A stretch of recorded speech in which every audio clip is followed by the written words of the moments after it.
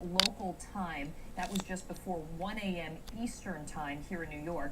The epicenter was in the sea, located about 230 miles from Tokyo. And this quake rattled homes and businesses, caused many to collapse. Cars toppled off of bridges, and right now millions of people are without power. They say power was cut to some 4 million homes in and around Tokyo. The bullet trains north of the country stopped.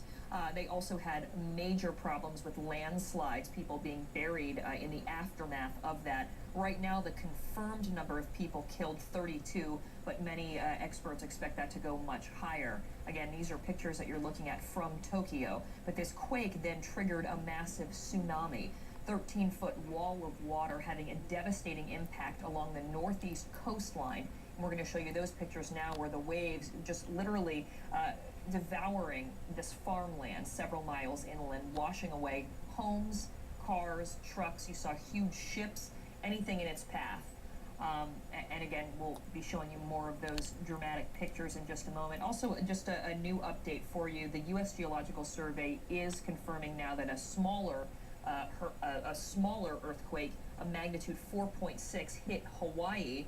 They're saying that this happened at 10:58 p.m. Hawaii time, and they are also issuing tsunami warnings for this earthquake. For Hawaii and the U.S. coastline. This stretches all the way from the California-Mexico border all the way up to Alaska. Meantime, back in Japan, near Tokyo, incredible pictures of an oil refinery burning out of control. Japan also had 4 nuclear plants that were closest to the epicenter of this quake. They claim now that those were shut down safely.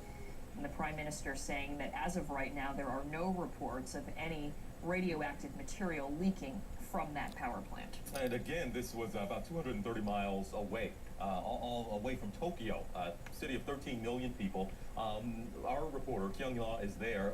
Kyung, you were talking a little earlier that, in fact, there was about several minutes it felt like this earthquake was shaking. We talked to another gentleman a short time ago who said, Japan is pretty structurally sound. They know how to do this, if you will, and Tokyo is pretty much intact. We have a two-pronged disaster, if you will.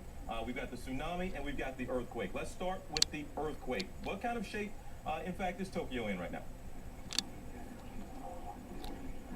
Well, I can tell you that right now there's an infrastructure problem in Tokyo. But before I get to that, let me tell you what was a shared experience in the city of 13 million people. And I just want to give you a small snapshot. And remember, we are hundreds of miles away from the epicenter of the quake. But just take a look at what happened inside our bureau. We haven't picked up anything. The papers all started flying. The walls were shaking. The lights were flickering. Back over here where we have our tapes, they have all fallen off the shelves. And this is, again, a very large distance from where the epicenter of the quake was. And this is just one small snapshot of what people across the city felt. There were reports of damage of some ceilings falling. There are many people who felt the shaking for several minutes.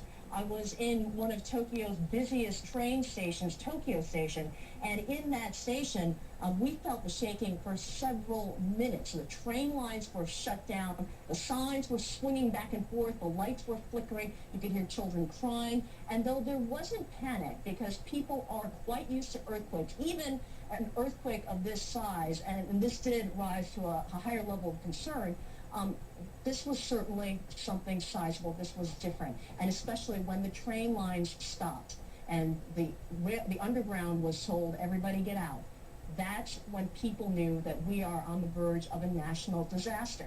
Because this is a country where if your train is just 15 seconds late, there's something wrong. That usually tells people that there's something wrong.